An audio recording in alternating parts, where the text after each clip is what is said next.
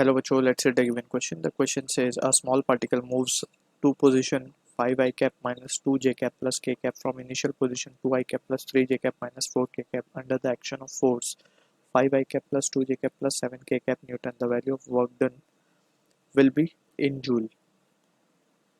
Will be dash joule basically. तो हमें पता करना है कितना work done हुआ है. So for the question we can write the key concept as work done.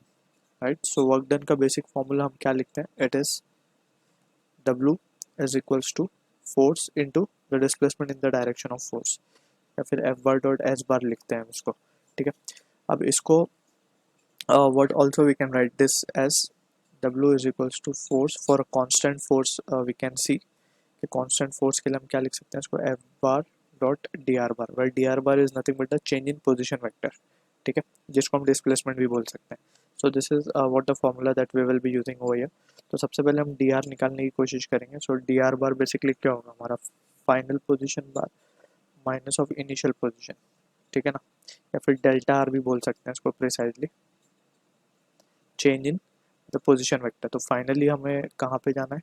5 I cap minus 2 J cap plus के cap minus initially it is 2 I cap minus 3 J cap plus 4 K cap. तो इसको जब हम simplify करेंगे तो we can see 3 I cap minus 5 J cap plus 5 K cap. ठीक है, अब ये हो गया हमारे पास डिस्प्लेसमेंट वेक्टर हमें मिल चुका है, फोर्स हमारे पास है गिवन. तो we can say W will be equals to F bar dot delta r bar. So यहाँ पर हम इसको क्या लिख सकेंगे? फोर्स हमें गिवन है 5 I cap plus 2 J cap plus 7 K cap. Dot product लेना है हमें डिस्प्लेसमेंट वेक्टर के साथ 3 I cap minus 5 J cap plus 5 K cap. On simplification we can have for dot product we need to keep in mind I dot I